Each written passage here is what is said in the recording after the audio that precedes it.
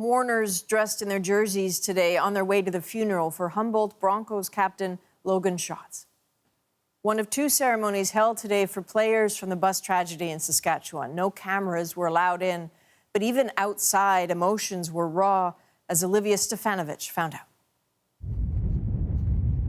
The streets of Allen, Saskatchewan emptied this morning as hundreds of people poured into the small town arena to say goodbye to 20-year-old Logan Schatz.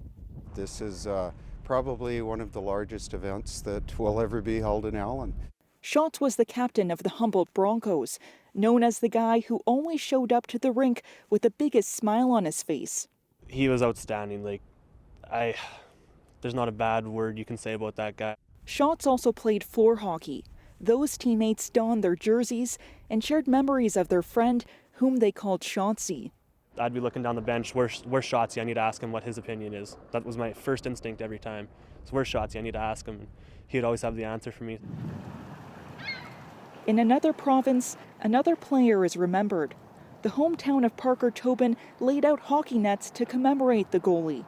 The 18-year-old was initially believed to have survived the crash until the Saskatchewan coroner's office admitted it had misidentified him. I just can't imagine, as a father myself, to go through that range of emotions. But the community is here to support the Tobins in any way possible. There's support for survivors, too. This weekend, a surprise appearance of the Stanley Cup.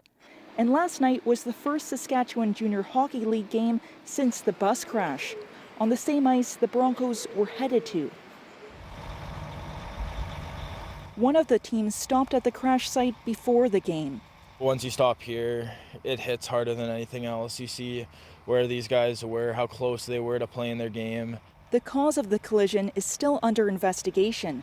As people wait, they brace for another week of funerals. Olivia Stefanovich, CBC News, Allen, Saskatchewan.